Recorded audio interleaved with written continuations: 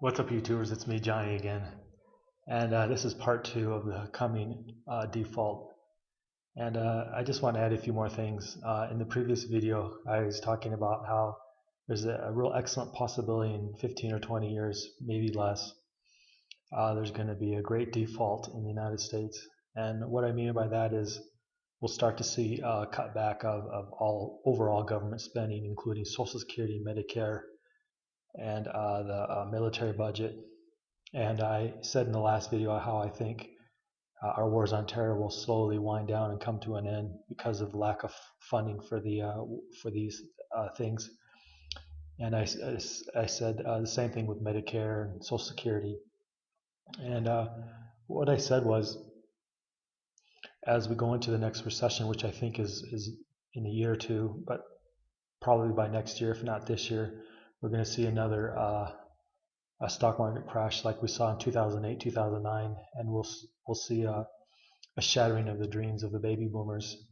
Just as an example, if you look at how the stock market recovered since 2008, 2009, and to where it is now, if you take out inflation and if you take out taxes, and by that I mean the government stated inflation numbers, and then you slap on the capital gains, you'll see that people's portfolios have gone basically nowhere. And there's quite a few people who are living in the land of delusion, but they really think they have these gains. But if you're honest and have an honest assessment, and you look at the S&P 500, and you do as Warren Buffett says, buy Berkshire Hathaway or the S&P, or even better, as he says, buy the S&P 500. If you look at where it was at the bottom and where it is now, and then you take out inflation, and then you take out your capital gains, you're going nowhere. You have losses. That's kind of the reality. Most people don't want to see that it's true, but with a recession coming on right now, I think it's a real distinct possibility that the markets are going to crash and burn even more than they did in 2000, 2008. And in 2000, 2008, to prop up the stock market and to bail out the banks and to fund the government deficits, the government or the Federal Reserve policy was to increase the money supply tremendously. And they brought interest rates from, I believe, 5 or 6%. I might be wrong on that, but somewhere in there, down to basically where they are now, which is pretty close to zero, depending on what interest rates you look at. And when this happens again, which I believe is in 6 months to a year, there'll be another really terrible recession. The Federal Reserve policy won't be able to succeed. I call success, but some people look at it as success that they inflated the money supply and bailed out the banks and funded government deficits, and also too, many people believe that helped the stock market or reinflated the stock market. This time, I don't think that they have the room to do that. Interest rates are practically zero now, so they can just buy up debt. I don't think that money will go into the stock market myself, and I don't think the stock market will get propped up. And then, like I said in my previous video, we can just look at Japan in the 1989 till right now. If you look at where the stock market is today and where it was then, it's come basically nowhere. And if you didn't really get much in dividends, which in Japan I don't think you really got much, you're still underwater. The only way you would have survived this last 15 years if you had a portion of your assets in gold. Gold is one of the best performing assets, but this is not what this video is talking about. Anyways, just to continue on with the theme of the Great Default, I think with the next recession coming up,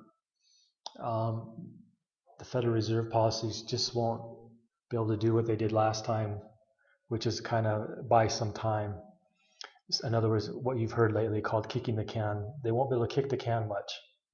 And this will all come to a head whenever the Federal Reserve policy of funding the debt comes to an end. Now, I don't know when that will be, but I suspect in the bond market, that's where it will happen. World investors will stop buying bonds. And so then the Federal Reserve will step in and just monetize the debt, or basically increase the money supply to buy the debt. And that will create a tremendous amount of inflation.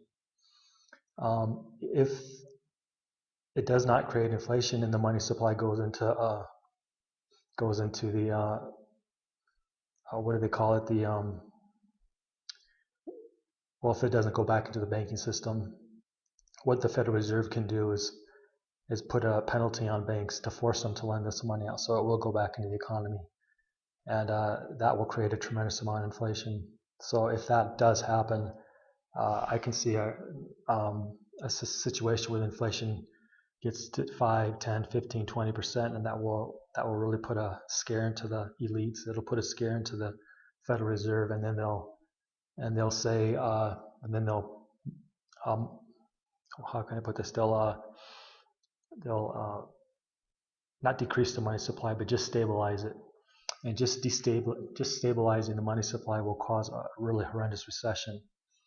And so then the government will have to default on its promises on Social Security, on the Medicare, Medicaid, and on the wars on terror, the military budget. And I think that's where it's going to happen. So there's been a precedent for this, and I talked about that in the previous video. New Zealand in the early 80s, and then Canada in the early to mid 90s. So this is not unprecedented, and the policymakers do have a model for this, and this is what I think they're going to try to do. And I just want to take a few minutes to describe what I think is a good strategy to survive this coming default. The biggest thing you can do if you're a younger person is work for yourself. Don't rely on an income. Right now, the economy is not really growing at all. It's slowing down around the world, or if it's growing very little, at least in the Western world. So if you can, create a separate income stream. Work for yourself. Spend 20 hours a week working on your own business if you're employed now. If you can't do that, make sure you're indispensable to your company. If you're the low-hanging fruit, you're going to get laid off in the next recession or fired. So prepare now. Start that business. Get working on it. If you have surplus capital, another thing you can do is put a portion in gold. Now, as gold climbs this wall of worry, and I think right now that's what we're seeing, gold is a real crisis hedge, and there will be a time when you'll need to sell your gold.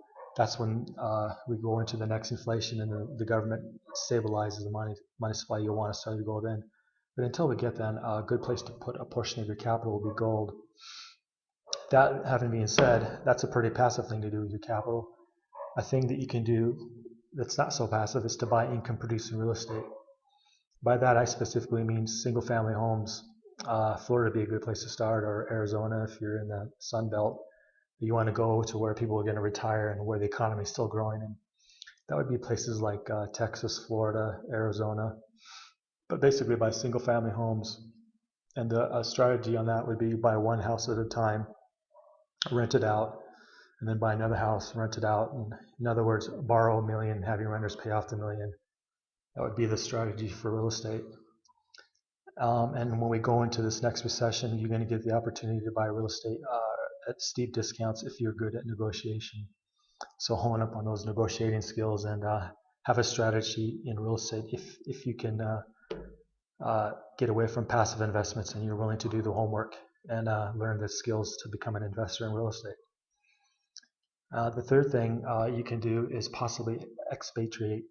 I'm coming to you from Central America, and there are and will be opportunities in Latin America, and there's even more tremendous opportunities in Southeast Asia, especially if you like places like Cambodia, Thailand, the Philippines, Vietnam. That's another place for opportunity. But Cambodia, I know quite a few people in Cambodia, quite a few people in Thailand, and even a few people in Vietnam. So if you really are highly entrepreneurial and you have started successful businesses in the States, that's a real excellent place to go, and taxes are pretty moderate there. And if you're in Latin America, Mexico, Guatemala, Honduras, Salvador, probably I would stick in Mexico or Guatemala. South America, you might check out Chile, possibly Paraguay. It depends on how much of a pioneering spirit you have. If you're more of a pioneer, head to Paraguay. If you don't want to get a lot of arrows in your back, head to Chile. Anyhow, being in Latin America, I can tell you taxes are really, really cheap. I don't want to say they're they're like the regulations here and just merely suggestions, but they can be pretty affordable. If you have a lawyer and an accountant, he or she can get that down to probably less than 5% or whatever their fee is, whatever is cheaper. So those are some of the solutions I see for people who want to survive and prosper in this upcoming Great Depression, or like Doug Casey likes to say, the Greater Depression, or like Dr. Gary North likes to say, the Great Default. So that's my opinion. Buy some gold, buy some income-producing real estate, invest in a business either here or outside of the states, or become an expatriate, or possibly a little bit of all those things. The younger you are, the more I would say invest in yourself and invest in a business, and invest less in gold. And the older you are, maybe invest less in a business and more in gold, because you don't have much longer to live anyway. So that's what I think there. Anyways, tell me what you think about this great default business and how you see things unfolding in the next recession, and how much longer do you think the government can keep funding this welfare warfare state, and what the end result will be. It seems to me it's going to end all in tears. Anyhow, this is Johnny coming from Guatemala. Like, share, subscribe. Tell me what you think. Thank you.